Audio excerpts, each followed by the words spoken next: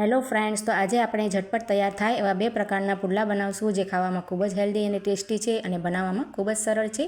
તો ચાલો બનાવવાનું શરૂ કરીએ. તો તેના માટે આપણે એક બાઉલ લઈ લીધું છે. તેમાં આપણે અડધો કપ જેટલો ઘઉંનો લોટ એડ કરી દઈશું અને સાથે જ આપણે અહીંયા પા કપ જેટલો બેસન એડ કરી દઈશું. અને હવે આપણે તેમાં પા કપ જેટલો રવો એડ કરી દઈશું. રવો નાખવાથી આપણે પુડલાનો ટેક્સચર એકદમ ક્રિસ્પી આવશે. ત્રણેય વસ્તુને સારી રીતે મિક્સ કરી લેવાની છે. અને ત્યાર પછી અહીંયા મેં પા કપ જેટલી છાશ લઈ લીધી છે. તમે અહીંયા છાશની જગ્યાએ દહીં પણ એડ કરી શકો છો. અને ત્યાર પછી આપણે છાશ નાખીને તેને મિક્સ કરીને આપણે તેનું એક ખીરું બનાવી લઈશું.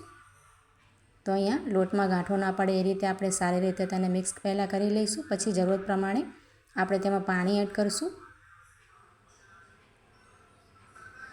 તો અહીંયા આપણે સારી રીતે લોટને મિક્સ કરી લીધો છે. હવે આપણે દહીંવાળા કપમાં જ બીજું પાણી એડ કરી દીધું છે પા કપ જેટલું. અને તેની આ રીતે કન્સિસ્ટન્સી આપણે રાખી છે. અહીંયા આપણે ખીરું એકદમ સ્મૂથ બનાવીને રેડી કરી લીધું છે. હવે આપણે તેમાં શાકભાજી ઉમેરી દઈશું. તો અહીંયા અડધા કપ જેટલી ખમણેલી ગાજર આપણે એડ કરી દીધી છે. અને કેપ્સિકમ આપણે એડ કરી દીધું છે પા કપ જેટલો. ત્યાર પછી ઝીણી સમાયેલી એક ડુંગળી આપણે એડ કરી દેવાની છે. આદું અને લીલા મરચાં તમે તીખાશ પ્રમાણે લઈ શકો છો. ઝીણા સમાયેલા ધાણા એડ કરી દઈશું. અહીંયા તમે કોબી વગેરે પણ એડ કરી શકો છો. અને અહીંયા મેં એક બાફેલું બટેટું લઈ લીધું છે મીડિયમ સાઇઝનું.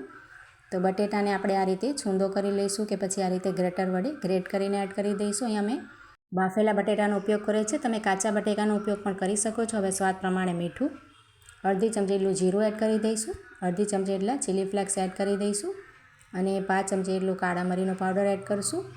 અને ત્યાર પછી આપણે હવે બધી જ વસ્તુને મિક્સ કરી લઈશું. અહીંયા આપણે લાલ મરચાંનો ઉપયોગ નથી કર્યો. તમે મરચાંની તીખાશ તમારા ટેસ્ટ પ્રમાણે વધારી કે ઘટાડી શકો છો. અને બધા શાકભાજી અને મસાલાની ખીરામાં સારી રીતે મિક્સ કરી લેવાનો છે.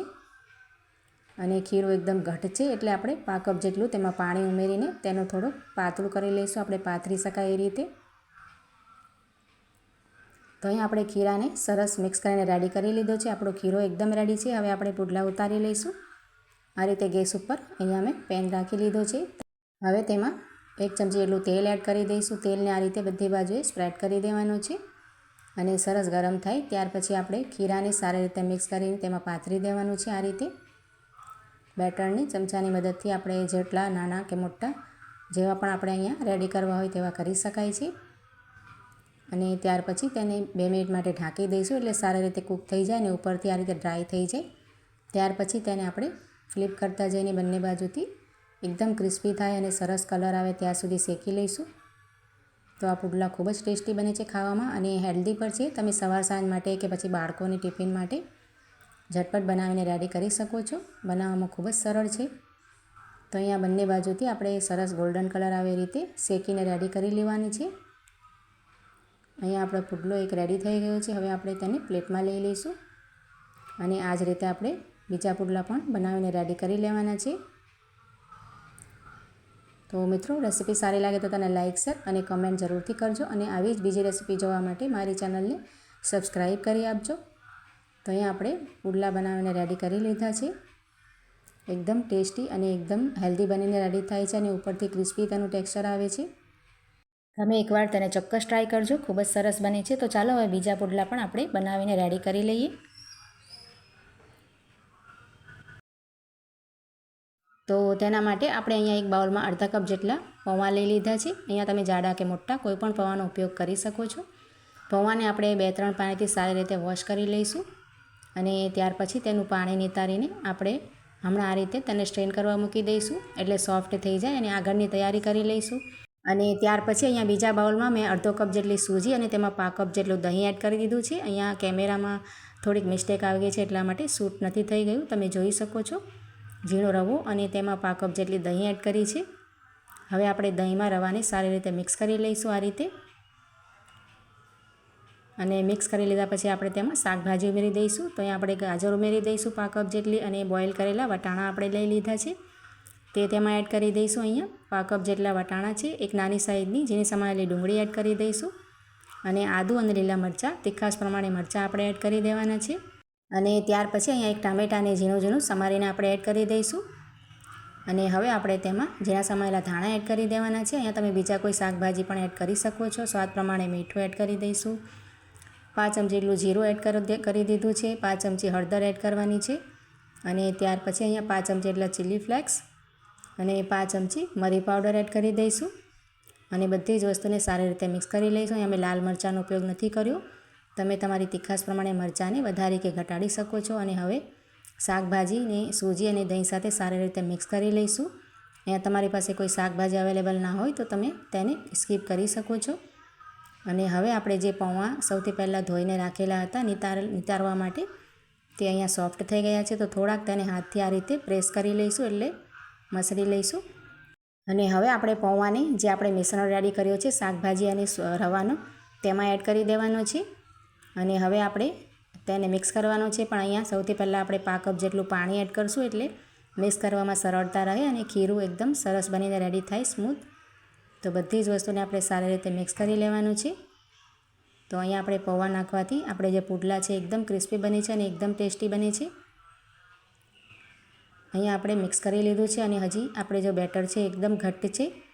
તો અહીંયા બીજો 1 કપ જેટલો પાણી આપણે એડ કરીને આ રીતે કન્સિસ્ટન્સી રાખીશું, આપણે પાથરી શકાય એ રીતે.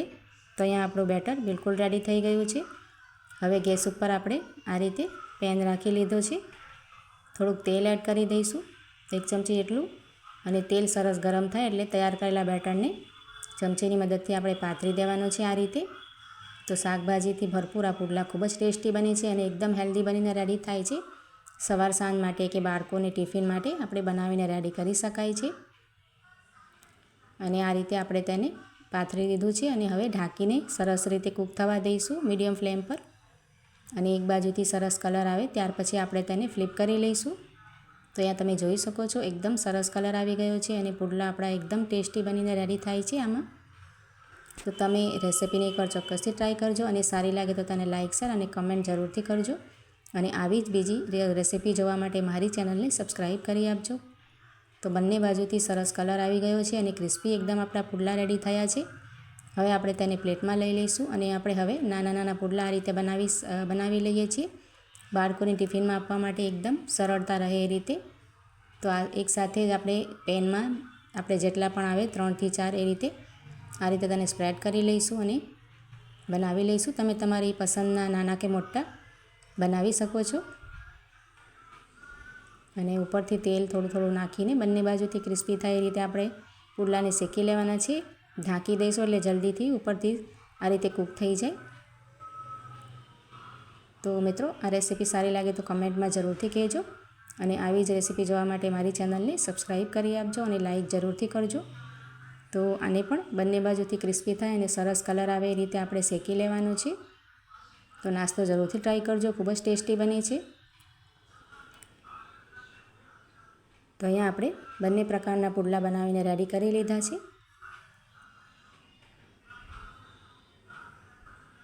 નાના મોટા બંને આપણે પુડલા રેડી કર્યા છે. તમે પણ આ રીતે ચોક્કસથી ટ્રાય કરજો. તો ચાલો મળીએ નવા વિડીયોમાં.